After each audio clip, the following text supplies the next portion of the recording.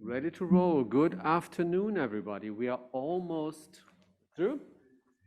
And so we are, welcome everybody back in the room and it's my great pleasure to introduce Tilman Lutz, one of those landscape architects I've known actually for a long time, actually about 1996. I think that's when we got to know each other.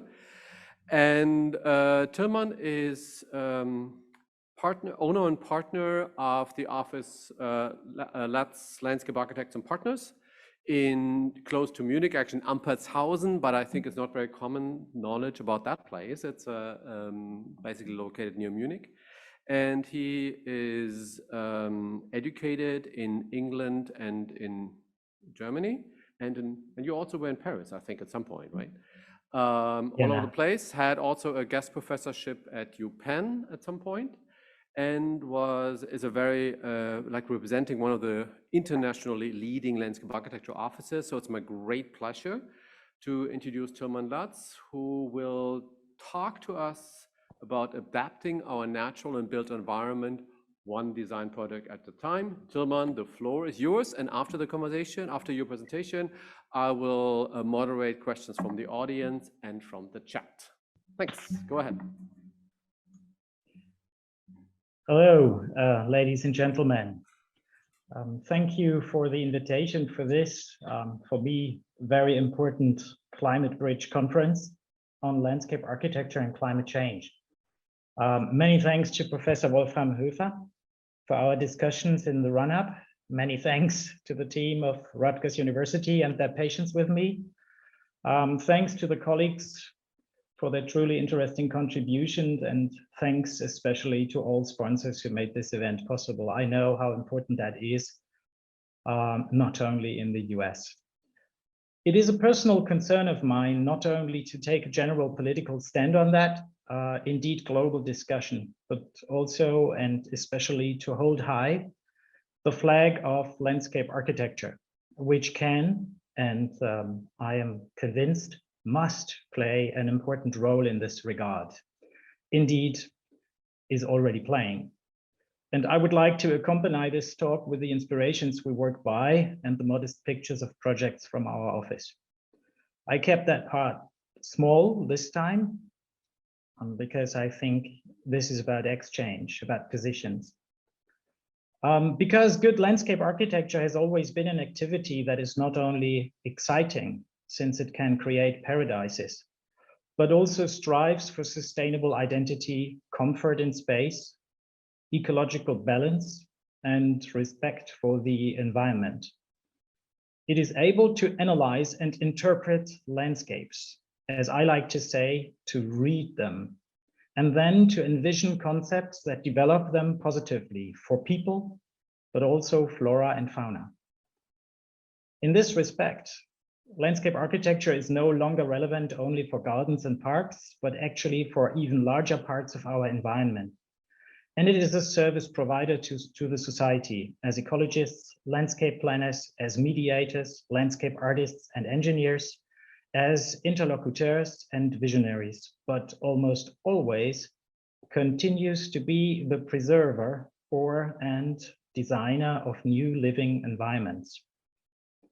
Landscape architects are increasingly working in large teams from a wide range of disciplines, more and more often also as central players, as the lead. Their competencies have been massively expanded at quite a few universities. This allows them to participate in many debates about our built environment, and climate change is now leading us to look at some issues in particular depth, such as how to deal with rainwater, with wind, sun and shade, with building materials and construction techniques that are close to nature, but CO2 extensive. And finally, and this is a good thing, more again with the comfort and options for action that we need to enable people to have in their living spaces in order to feel at home, comfortable and healthy. And I'm convinced this is a very important step towards climate resilience. Climate change may be something that we as landscape architects have always been concerned with. So our work could often be called positive climate manipulation. Reusing all kinds of given spaces, saving not just large trees and developing places that make change possible and truly inclusive, could also be seen as the best way to save carbon. You may notice what I'm getting at. My point is to convey that much of what landscape architects do is already inherent in the direction needed in the wake of climate change, which, by the way, is unfortunately already happening faster and faster. The fact is that in terms of avoidance, we have one of the largest emitters of CO2 in our building sector. Depending on the national economy, about half of the carbon dioxide emissions in prosperous countries of the West, even significantly more, come from the construction industry, the production of its materials, demolition, and especially new constructions, especially with concrete and other energy-intensive materials. Does that mean less architecture, less building? I leave that question open for the moment, since architects and parts of the building industry do a lot to use better materials and create ecological buildings. Especially that part got an enormous push. Just imagine how people looked at us 30 years ago. But what can that look like? Unfortunately, I still often see that cities and municipalities decide to destroy what is already there, just because it is unpopular, has no value, or cannot be directly measured in money, or does not correspond to the image of a healthy nature or a healthy landscape, knowingly ignoring that the enormous energy, translated the enormous amounts of money, which exists in an infrastructure, in industry, an architecture, or other, means nothing else than fixed CO2. And demolition and a healthy new building results very often just in another disproportionately large, today nevertheless unacceptable, emission of CO2. The followers of the ancient Romans already showed us that the most sustainable and often most spectacular buildings are those that are rebuilt, continued to be built, or reused. In other words, the recycling of what already exists. Today, this is called upcycling. Today, so much is already built, so there's rich material for us. There is enough, very often. And even if it continues to be necessary, building new should not be really the norm in the future. So if you like, we have to go back to old virtues. But at the same time, we should understand how we apply the lessons learned onto such places. Places whose values, I'm speaking explicitly in the plural here, only become apparent at second glance. Because in addition to the carbon footprint, I'm also interested in the history of a place, its tales of work, wealth, and decline, the struggle with the elements, or the often countless dramas and miracles that happened in a place. To take advantage of this is, if you will, another not to be underestimated saving of CO2. But it also results in the rescue of complexity, meaning the reappraisal of stories, of mental narratives, and the initiation of exciting new processes.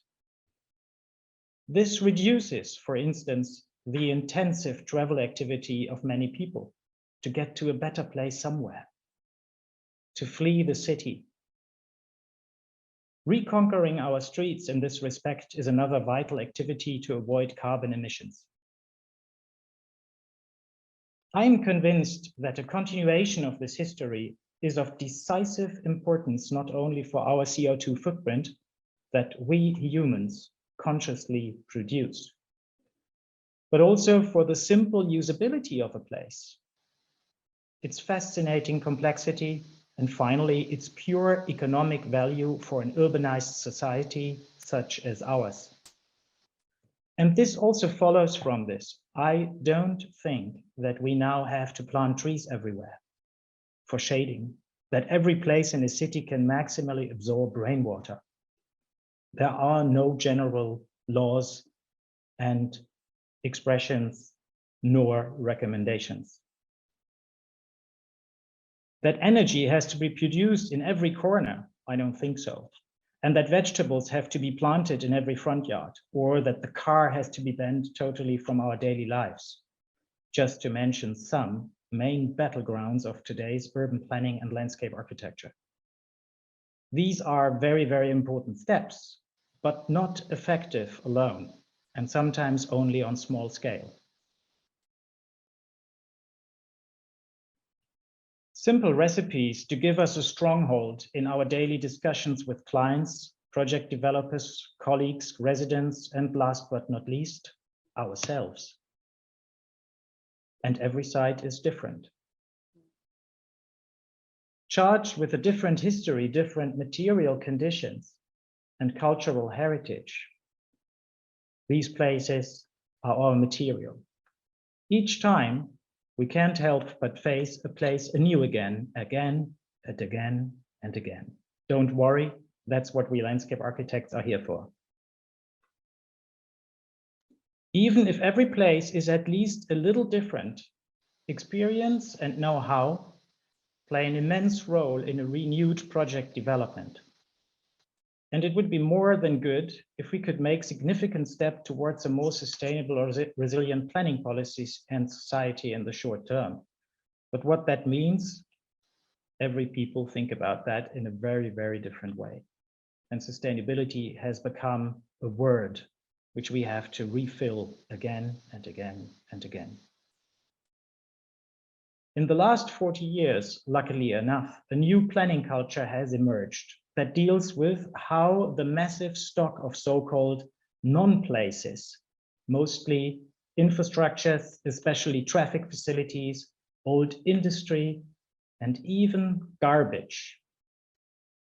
One could say all quite normal parts of the modern society can be put into a meaningful context and used.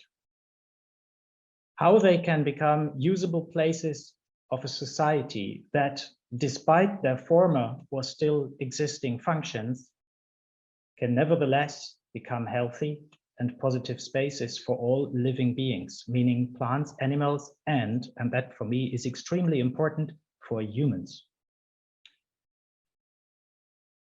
Especially the point of meaning humans is extremely important because the struggle in our cities is more and more the struggle whether we allow people to live in a city or animals and plants when doing projects in public space. I have a quite clear position on that. I already hinted at all these points with these works. We also have to be careful that our work is not too much hindered by the unfortunately much existing cliches of landscape.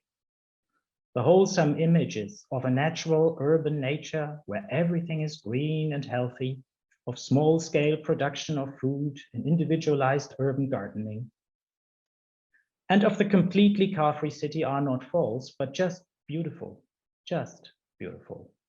and in some ways romantic, perhaps too romantic. They have their justification for the personal commitment of many. But with them, we clearly move away from reality and the problems of a globalized mass society.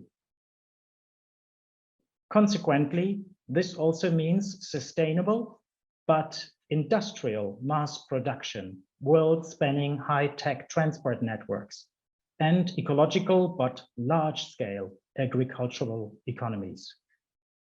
And for us landscape architects, it means an acceptance of these modern structures and production techniques in order to be able to work on this world and to allow sustainable climate-sensitive management and change, to enable their acceptance by people, the acceptance of this world, and especially to enable a productive relationship of people to the highly technical world. Not ignorance, but embracing modernity. My point is that we shouldn't get stuck in a position of denial and fundamental opposition, which in the end could only mean costly destruction and permanent reconstruction.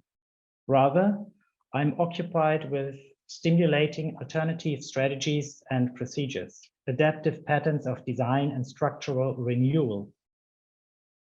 We should not fall into the classical templates of good and evil or good and bad, but rather initiate a renaissance, if you will, a renaissance of our modes of response in the light of now clearly discernible and enormous changes in our world.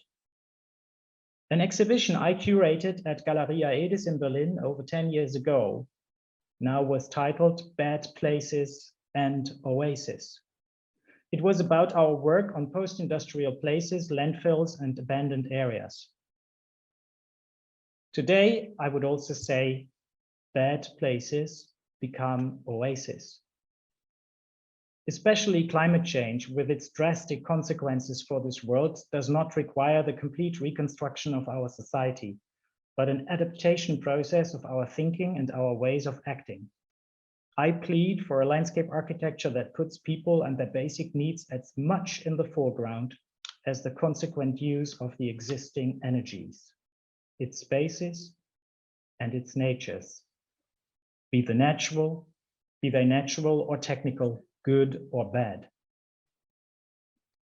I would like to close with the image of a work of art that the Danish artist Gerda Einarsson created on the occasion of the World Climate Conference 2005 in the museum garden of the Louisiana Museum near Copenhagen, Denmark, and which has lost nothing of its topicality to this day. On the contrary, is still and always valid, and we should more and more take it into account. The world is yours. Thank you very much for your attention. Thank you so much, Tilman, for this very insightful, inspiring, and probably also thought-provoking presentation. So is there any, at the moment, is there any question or thought within the audience right now? Or on the chat? See? So when you were talking about how do you fill the world with sustainability, probably one project at a time, that's how I understood what you were saying. So if you could elaborate on that and probably make also a link how this relates to the landfill project in Tel Aviv, which I'm asking about, if you could say a little bit more about that, because how do you link sustainability with the adaptive reuse of a landfill? And I'm saying it because we here in Middlesex County have also plenty active landfills that we need to do something about in the near future. So I would be curious how you would refill the word sustainability with a landfill project. Well, our societies, the Western society as well as the Eastern old societies, tend to put what they don't like in their cities or what comes out of their cities to the edges. And a landfill is nothing else but that. You know, everything what we don't want has to go there.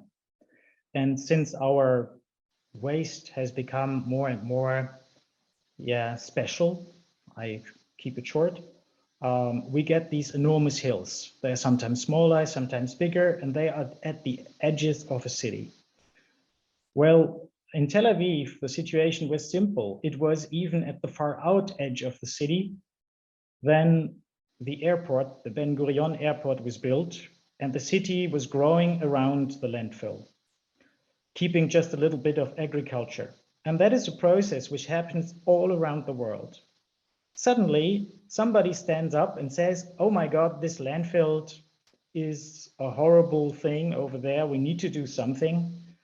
And this is a point in all societies. So what societies did and still do is try to hide them, try to make them green, you know, make the feeling of a landfill disappear. So basically, and this is very much nurtured by the desire of people to forget about these problems, not to see them, to put them somewhere. And this is a process which is applicable on almost all processes. It's like, you know, where do you have the big motorway? Usually it's outside of the city, and the city then crawls around the motorway, and suddenly they want to change it again. And many cities, instead of really changing something, they just put very high sound protection walls or put it on stilts and continue to build the city around, instead of thinking about what could we do instead. And a landfill there, or a motorway then, is only removable with an enormous amount of money. Yeah, people are creating tunnels for billions, for billions. You can't imagine how much money goes in that. And I'm always asking myself, who's paying that? And also, is that really sustainable? Is that something which leads us into the future, having tunnels? In Antwerp, they are building a tunnel with up to 12 rows all around the city. And it seems to be necessary to put all that money. And the same was happening to the landfill. They did a competition, and we only won it with our proposal because there was an art group concerned and involved in the process. And they said, it's not about hiding. It's not about making this disappear. It's not about making a piece of art. It's basically about accepting it as a landfill that people can learn over there. So they kept the recycling facilities there. They kept the steep slopes. They kept the appearance. And it is something like, it's on the one hand a memorial, and on the other hand a wonderful place where you now have concerts and other stuff. So it becomes a positive place with only little amounts of money compared to if we would have, you know, placed the landfill somewhere else, recycled everything like mad. I don't think that our societies of today can afford that. Neither is it good for the people, because we are not learning anything. We're just reproducing what we did until now. And in order to change it, we're doing this. It's a bit a long answer to your question. Sorry, Wolfram, but I think it is necessary. And these processes in Israel had been highly discussed, but with art, we could make it, or with the artists, with the help of the artists. And it's the same in Duisburg, you know, originally they wanted to destroy all that. Imagine all the energy. Imagine all these powerful places which would disappear. And I think it's our task as landscape architects to do the real and mental transformation in order to be able to integrate those highly necessary structures in our neighborhoods. It's tough, but we can do it. All right, yes, thank you, Tilman. There's actually a question from Annette Freitag, which I believe you can see directly, but I will read this. Nope. Unfortunately, okay, no, I would love to see her. So the question in the chat from Annette is, thank you so much, Tilman, for a great lecture. Lutz and partner have been pioneers and trailblazers in renaturalization, remediating, and redefining post-industrial sites. Looking back at the first project in Saarbrücken and Duisburg, is there anything, let me just, oops. You would do differently now. I see it now. You can see now, okay. Is there anything you would do differently now? And two, what are the big lessons learned from these projects? Thank you for this question. I'm really sorry because I avoided to present this in my lecture, but I thought it's better to say it differently. But Annette, is there anything I would do differently now? Is easy to say for Duisburg. For Duisburg, I say no. Duisburg is a fantastic project because it did not only realize this great park with a very small amount of money, whereas all the other projects on industrial renovation or remediation are quite expensive, but it was showing up new ways, not only on how to deal with the old steel factory. It showed new ways on how to deal with the ground, with contamination, with the fabric, which is much more important to industry than the buildings. It's the machine, and the machine consists not only of the buildings over there and the machines inside, but it consists of the huge system of train tracks. It consists of enormous water systems and other stuff. And we reused all that, made it visible. So the story is still there. we were detecting so many red list species. To my knowledge, it is the place in Germany with the highest number of red list species ever. And so on and so on. And you have a big social implication. Basically, this is really a park of international interest, but at the same time, it's the park of the people who live right beside. They go there, it's their playground, they defend it. They even, because it's a rather poor society, that is their place of action, of holidays, of leisure, and meeting up. And there's many places where you can have party and concerts and so on and so on. It's really fantastic. And it is a place where we are not installing extremely expensive architecture, but just reusing the existing hall for operas. It is possible with minimal interventions. And we're very proud of that. Saarbrücken is a completely different thing. It was a completely new way of thinking landscape under a postmodern paradigm of reusing an existing place, of reconquering a former industrial, not waste tip, but a kind of storage island. And it is pretty much made under the design ideas of the 80s. And my father openly says that. For me, it is a postmodern park. I mean, I was working on it as a student, and it's a great park. We're now involved in restoring some of the areas because, you know, it's now more than 30 years since it was installed, so a lot of repair has to be done. And it is fascinating that some of these are still valuable and do work. But I, and Peter as well, I mean, he's not working anymore, unfortunately, but I wouldn't redo the language, the design language. But the principal structure on how to get people through the area and how to bring them into contact with landscape, I would pretty much do that again. So the structure I would do again, the design I would certainly change. Great. Coming up here to the microphone.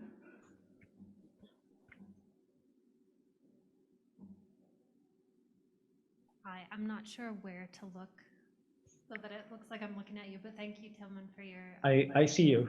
Okay. Hi. I have a question about scale. And as somebody who is intimately connected to small scale farming, I was very intrigued by your suggestion that we need to think much larger scale, like at that industrial level of agricultural production. And I was particularly kind of struck by your choice of imagery when you spoke to that, which looked like a very vast system of monoculture. And I'm wondering if you could just speak to that a little bit, because for me, oftentimes fields or production sites such as that have a tendency to contribute to climate change in a negative way more than mitigating it. That is right. On the other hand, it's a fantastic question because it is exactly touching on how we as professionals for landscape architecture or living in a city see agriculture. And fortunately enough, we're living close to Austria, where we're having already the highest percentage of ecological farming in Europe. I think over there we are already way above 20%, but I don't know the numbers. I just know that from my colleagues that this is already a lot. And around Munich, due to the fact that Munich is a wealthy city, we have so many ecological farmers that you can look at it. And it's strange, most of the fields look exactly the same like those of the conventional. The only difference is when you look into detail, when you look on what grows with it, what is taken as fertilizer, and how the soil is treated. So from far away, sometimes you cannot see the difference. And that is something which is hard to understand, because even ecological farming does not comply to romantic images of farming. But I think that's not the only thing you want to say, because I highly value small scale farming, which I would rather call gardening. Yeah. We do it here as well. I mean, we have all the vegetables from our garden. My father has a lot of fun in having the salad until December without any greenhouse, which is great. But this doesn't change the world. This is not the solution for our big problem. But that is the only thing I want to say here. We rather need to be extremely consequent in influencing politics and make it economically viable for all kinds of ecological farming to exist. And I think it is possible, and I believe in it. And we as landscape architects can accompany these processes to make it acceptable. And what we can see in recent times is especially that many people say, oh, let's make it nice and romantic to where we live. And outside somewhere there are the fields, but I'm not going there. I don't want to see it. Yeah. So they make a distinction in between their life and their surrounding and where the industrial ecological landscape, the farming is happening. It's like when we talk about forestry, we will need enormous amounts of wood in the future, and not for burning, but for construction.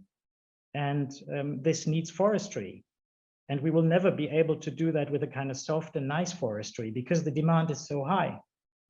So we need to develop new possibilities on how to harvest, etc. That's not our job. This is done by engineers, but we can accompany that process by bringing people to these places, making them not only understand, but present it in a way that for them it is acceptable. It's like the blast furnaces in Duisburg in the end. It's a metaphor, you could say. Because until we did Duisburg North, buildings like this or constructions like this, I would rather say, were for the people, yeah, horrible. Everybody hated it. And today, so we changed the perception, and that's what we also should do for agriculture, for forestry, and so on. I think this is a very important task, and we are all called here as landscape architects to participate in that and not romanticize it or put some little nitty-gritty stuff right beside, but tell people, yeah, that's how it is, that's our world, but it can be fascinating. Yep, there's another question. Do you want to come up, please, so we can actually speak in the microphone? Thank you so much. So the thing is, and I'll use that time, that however, this, as I understand, you're right, Tillman, like the small-scale urban agriculture can probably not be the overall solution, but be produce an enlightenment or produce some imagery that will help us to reach that solution. Yes, right? absolutely. Question. Hi, thank you so much for your presentation.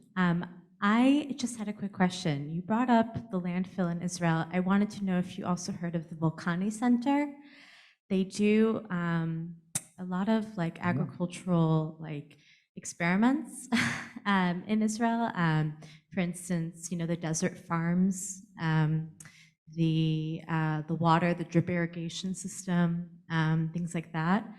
And it's very innovative in my mind, and I just wanted to know if that was something that came to mind when you were thinking about, landscape architecture and our changing climate, and especially what crops we can grow when and how and where. Thank you. Absolutely. The drip irrigation systems, we're also having them in parts of our project. We are using, almost most of the world is using innovation techniques which were developed in Israel, especially when it comes to irrigation. But it's always called differently, but this is political. I don't want to talk about this. And it's great to use what has been developed in this small but very innovative country. It's really amazing. One must know that large parts of Israel, especially south of Tel Aviv, have been a desert, until quite recently, some decades ago. Part of it still is, and it's fascinating, but part is intensive agriculture, highly productive, not always ecological, by the way, but highly productive because they have a very good, and I would say modern and leading to the future, way how to deal with water. It's really great. And we did the same for our project. We have very little water. We're only using what we get by the river, which is cleaned. and we're not adding anything from groundwater, so which I think we should only do if we really have enough of that. And sustainable deal with water in Duisburg, we were only dealing with rainwater. We have huge water surfaces and it's all done by rainwater. And you know why we have it? Because we left the industry there. We left the sealed surfaces. We didn't unseal for two reasons. On the one hand, we wanted to have the water. And for the other hand, we didn't want to touch on the contaminated earth. We just left it where it is. And so we saved, I would say, many millions of euros, which I think is okay because it doesn't do any harm if it's safe, you know, if it's solid, if it's not moving.